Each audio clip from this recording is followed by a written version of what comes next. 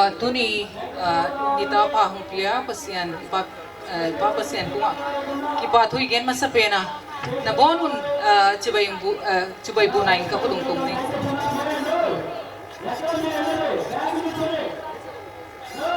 tunia ikimuhi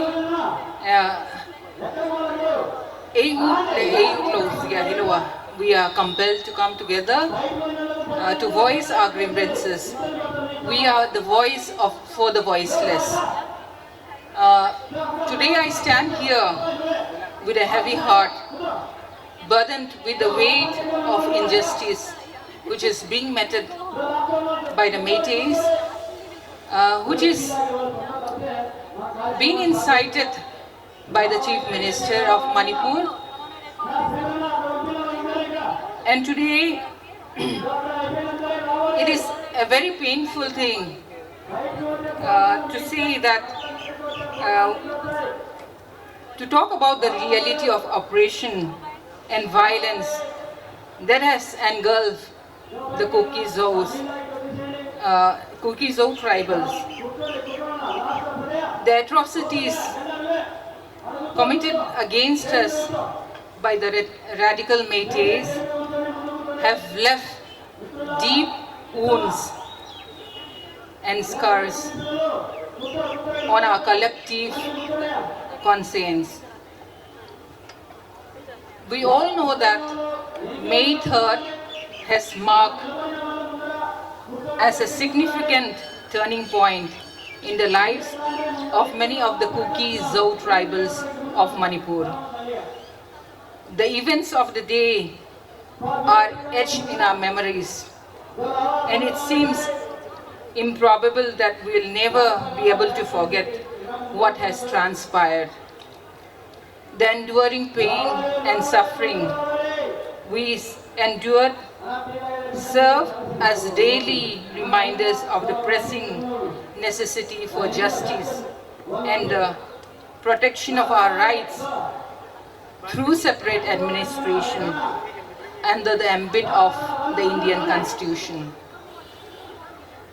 I think we have experienced a myriad of atrocities, including the brutal killings, rapes, arrests, lootings, and various other inhuman acts perpetrated against us by the radical Métis. Solely because we belong to a particular ethnic group, which is called the Kuki Zou ethnic community. Thousands of those lucky ones are able to come alive, but with decades full of memories, their homes, their entire lives and innocence have been lost. On May 4th, we have seen the viral video of, in fact, it's the 3 Kuki Zou women. But the saddest part is that only 2 women have been visible in this, seen in this video. But in reality, it's 3 Kuki Zou women who are being raped and paraded naked. So, this is a time which is very shocking for the role of the Mera Paibis as women, that they have allowed our women to be raped and paraded naked by the men.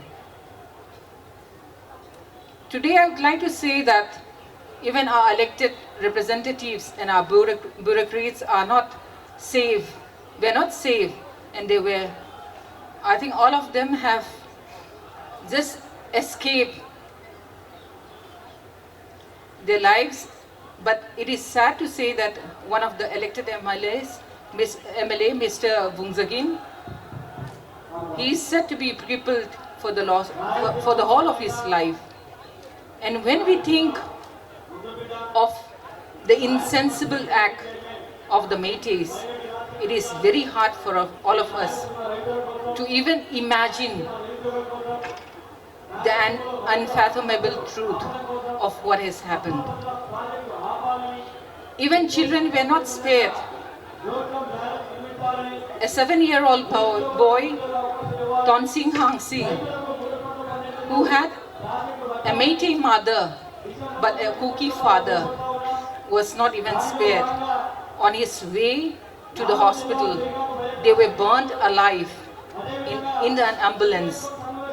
So when you really see the extent of violence, it really pains us. And this is something which will take generations for us to forget it.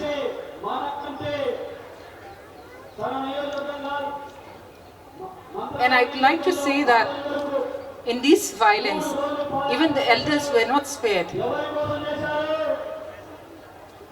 There was an instance where a lady who is 70 years old, she was praying in the church. She was hit by a bullet. She was shot by a bullet. But the saddest part is that the Meiteis gave out a wrong narrative saying that she is a sniper shooter. So such are intense instances where it is very difficult for the Kuki Zou community to believe the so-called Meiteis who claim that they want to be integrated with us. And I would like to always also remind all of you about the ghastly beheading of Mr. David Trick, who is just 34 years and who have just started his life. And we really remember him on this day. He was beheaded on the 2nd of July in the morning. And the man who has beheaded him, his photographs have gone viral, but till now, the perpetrator has gone scot-free and he is roaming around still into all these attacking of the Kuki Zou villages.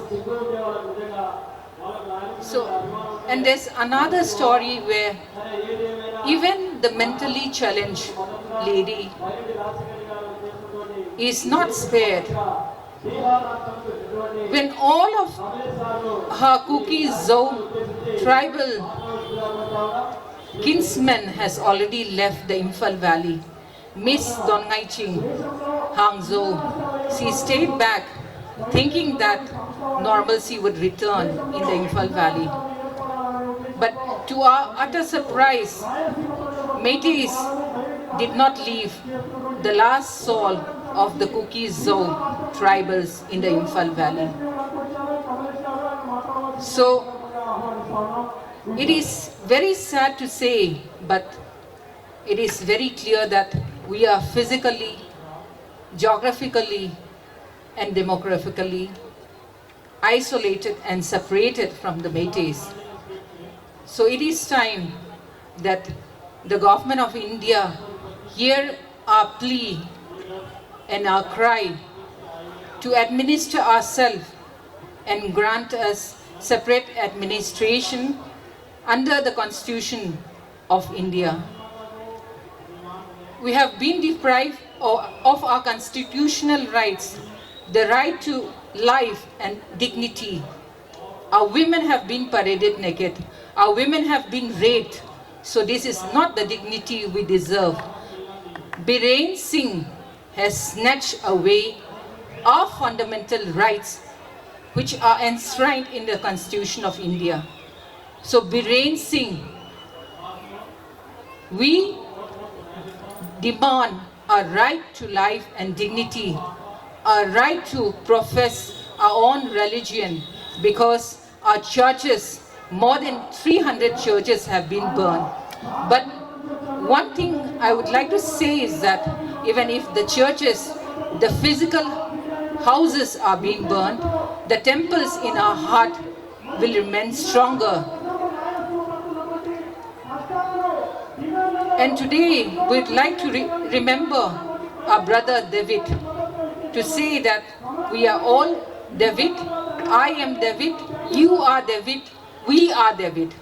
So this is the theme and the motto we have to stand for to fight against injustice. So today we don't believe in humans, but we believe in our God who will give us justice.